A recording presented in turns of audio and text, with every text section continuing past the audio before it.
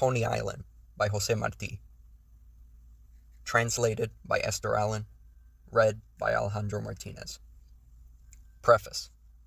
The following essay is one of the earliest and most famous of what were to be more than a decade's worth of North American scenes, filling 5 thick volumes in Martí's complete works.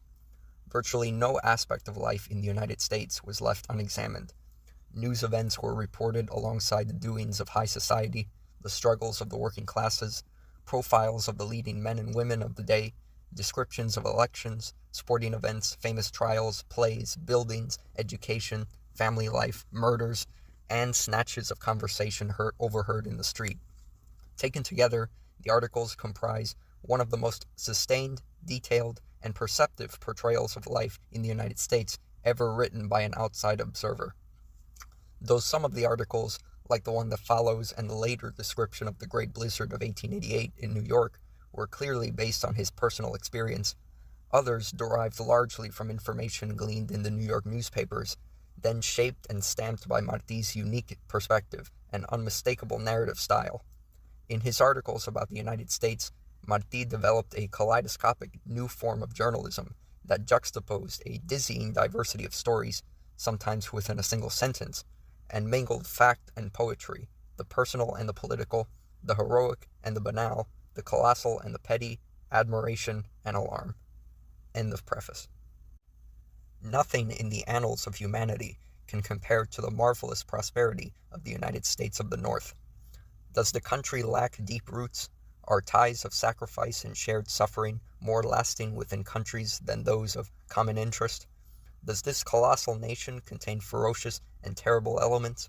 Does the absence of the feminine spirit, source of artistic sensibility and complement to national identity, harden and corrupt the heart of this astonishing people? Only time will tell.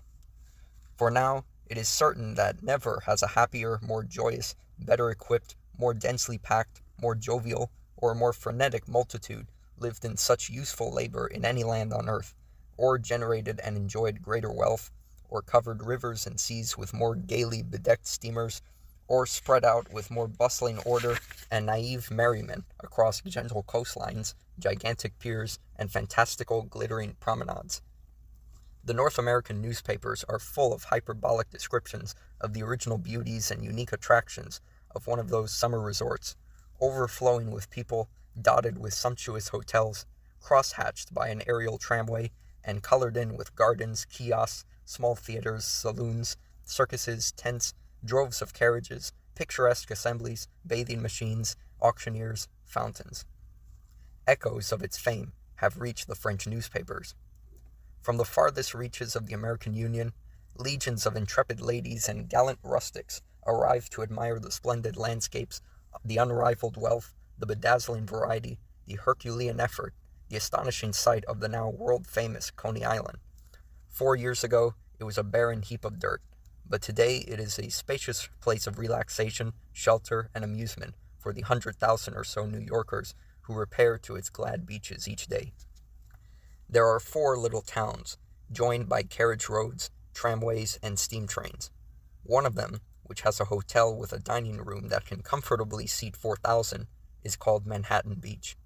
Another, which has sprung up like Minerva with her helmet and spear, armed with ferries, plazas, boardwalks, softly crooning orchestras, and hotels that are not like towns but like nations, is called Rockaway. Another, the smallest of them, which takes its name from a hotel of extraordinary capacity and ponderous construction, is called Brighton. But the main attraction of the island is not far off Rockaway or monotonous Brighton or grave and aristocratic Manhattan Beach. It is Gable, Laughing Gable, with its elevator that goes higher than the spire of Trinity Church in New York, twice as high as the spire of our cathedral, and allows travelers to rise to the dizzying heights of its summit, suspended in a tiny, fragile cage. Gable, with its 2 iron piers that advance on elegant pillars for 3 blocks out over the sea, and its Sea Beach Palace, which is only a hotel now, but was the famous agricultural building at the Philadelphia Centennial Exposition, transported to New York as if by magic and rebuilt in its original form down to the last shingle on the coast of Coney Island. Gable, with its 50-cent museums exhibiting human freaks, preposterous fish, bearded ladies, melancholy dwarves, and stunted elephants, grandiloquently advertised as the largest on earth. Gable, with its 100 orchestras, its mirthful dances, its battalions of baby carriages, its gigantic cow, perpetually milked and perpetually giving milk, its 25-cent glasses of fresh cider, its innumerable pairs of amorous wanderers who bring the tender lines of Garcia Gutierrez to the lips. 2 by 2 they go, over the hills, the crested larks, and the turtle doves. Gable, where families gathered to seek respite from the rank, unwholesome New York air, in the healthy and invigorating seaside breeze, where impoverished mothers, as they emptied the enormous box containing the family's lunch onto one of the tables provided without cost in vast pavilions, clasped to their hearts their unlucky little ones, who appeared to have been gnawed, devoured, consumed by infantile cholera, the terrible summer disease that cuts children down as the scythe cuts wheat. Ferries come and go. Trains blow their whistles, belch smoke, depart and arrive. Their serpentine bosoms swollen with families they disgorge onto the beach. The women rent blue flannel bathing costumes and rough straw hats that they tie under their chins. The men, in less complicated garments, hold the women's hands and go into the sea, while barefoot children wait along the shore for the roaring wave to drench them, and flee as it reaches them, hiding their terror behind gales of laughter, then return in bands, the better to defy the enemy, to this game of which these innocents, prostrate an hour earlier from the terrible heat, never tire. Like marine butterflies, they flit in and out of the cool surf. Each one has his little pail and shovel, and they play at filling their pails with the beach's burning sand. Once they've had a swim, they throw themselves down on the sand in imitation of more serious persons of both sexes, who are indifferent to the reproachful astonishment of those who think as we do in our lands, and let themselves be covered, pounded, kneaded, and buried beneath the blazing hot sand, for this is considered a healthy exercise, and provides, as well, an unparalleled occasion for that superficial, vulgar, and boisterous intimacy of which these prosperous folk seem so fond. But the amazing thing here is not this manner of having a sea bath, or the cadaverous faces of the little children, or the capricious headgear and incomprehensible garments of the demoiselles, who are notable for their prodigality, their outlandish behavior, and their exaggerated gaiety, nor is it the colloquies of lovers, or the bathhouses, or the operas, sung over cafe tables by waiters dressed as Edgar and Romeo, Lucia and Juliet, or the grins and shrieks of the black minstrels who cannot, alas, much resemble the minstrels of Scotland, or the majestic beach, or the serene, gentle sunlight. The amazing thing here is the size, the quantity, this sudden result of human activity, this immense valve of pleasure open to an immense people, these dining rooms that, seen from afar, look like the encampments of armies, these roads that from 2 miles away are not roads at all, but long carpets of heads, the daily surge of a prodigious people onto a prodigious beach, this mobility, this faculty for progress, this enterprise, this altered form, this fevered rivalry in wealth, the monumentality of the whole, which makes this seaside resort comparable in majesty to the earth that bears it, the sea that caresses it, and the sky that crowns it, this rising tide, this overwhelming and invincible, constant and frenetic drive to expand, and the taking for granted of these very wonders, that is the amazing thing here. Other peoples, ourselves among them, live in prey to a sublime inner demon that drives us to relentless pursuit of an ideal of love or glory, and when, with the joy of grasping an eagle, we seize the degree of ideal we were pursuing, a new zeal inflames us, a new ambition spurs us on, a new aspiration catapults us into a new and vehement longing, and from the captured eagle goes a free, rebellious butterfly, as if defying us to follow it, and chaining us to its restless flight. Not so these tranquil spirits, disturbed only by their eagerness to possess wealth. The eyes travel across these reverberating beaches. The traveler goes in and out of these dining rooms, vast as the pampas, and climbs to the tops of these colossal buildings, high as mountains. Seated in a comfortable chair by the sea, the passerby fills his lungs with that powerful and salubrious air, and yet it is well known that a sad melancholy steals over the men of our Hispano-American peoples who live here. They seek each other in vain, and however much the first impressions may have gratified their senses, enamored their eyes, and dazzled and befuddled their minds, the anguish of solitude possesses them in the end. Nostalgia for a superior spiritual world invades and afflicts them. They feel like lambs with no mother or shepherd, lost from the flock, and though their eyes may be dry, the frightened spirit breaks into a torrent of the bitterest tears because this great land is devoid of spirit.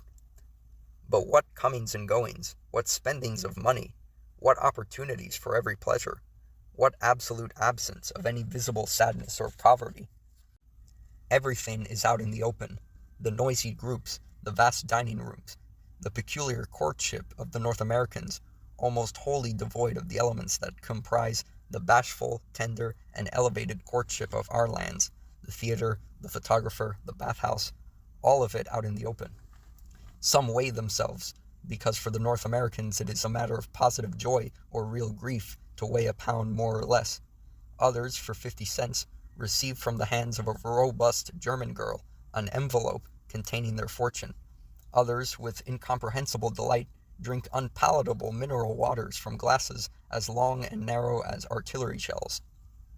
Some ride in spacious carriages that take them at twilight's tender hour from Manhattan to Brighton. One man, who has been out rowing with a laughing lady friend, beaches his boat, and she, resting a determined hand on his shoulder, leaps, happy as a little girl, onto the lively beach. A group watches in open-mouthed admiration as an artist cuts from black paper, which he then pastes onto white cardboard, the silhouette of anyone who wants to have so singular a portrait of himself made. Another group celebrates the skill of a lady who, in a little stall no more than 3/4 of a yard wide, creates curious flowers out of fish skins. With great bursts of laughter, others applaud the skill of someone who has succeeded in bouncing a ball off the nose of an unfortunate man of color, who, in exchange for a paltry day's wage, stands day and night with his head poking out through a piece of cloth, dodging the pitches with ridiculous movements and extravagant grimaces. Others, even some who are bearded and venerable, sit gravely atop a wooden tiger, a hippogriff, a boa constrictor, all arranged in a circle like horses, which revolve for a few minutes around the central mast, while a handful of self-styled musicians play off-key sonatas. Those with less money eat crabs and oysters on the beach, or cakes and meats at the free tables some of the large hotels provide for such meals. Those with money throw away enormous sums on the purplish infusions that pass for wine, and on strange leaden dishes that our palates, preferring lighter and more artistic fare, would surely reject. These people eat quantity, we class. And this squandering, this uproar, these crowds, this astonishing swarm of people lasts from June to October, from morning until late night, without pause, without interruption, without any change whatsoever. And by night, such beauty. It is true that a thinking man is startled to see so many married women without their husbands, so many mothers who stroll along the damp seashore, their little ones on their shoulders, concerned only with their own pleasure, and never fearing that the biting air will harm the child's natural delicacy.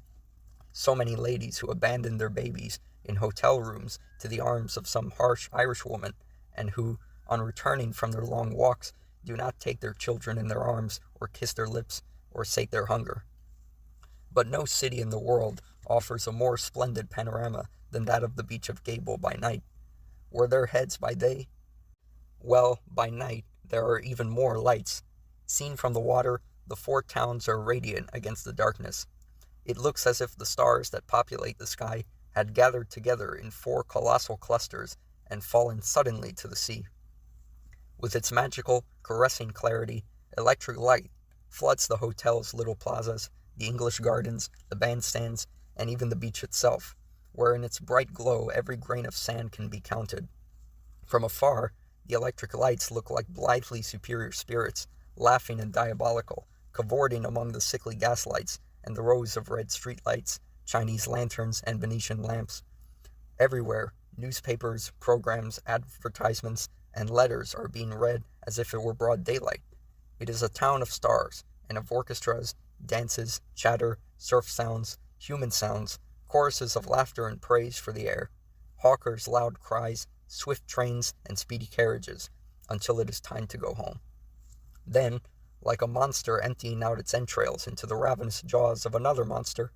This immense crush of humanity squeezes onto trains that seem to groan under its weight in their packed trajectory across the barren stretches to cede their turbulent cargo to gigantic ferries, enlivened by the sound of harps and violins, which carry the weary day-trippers back to the piers and pour them out into the thousand trams and thousand tracks that crisscross the slumbering city of New York like iron veins.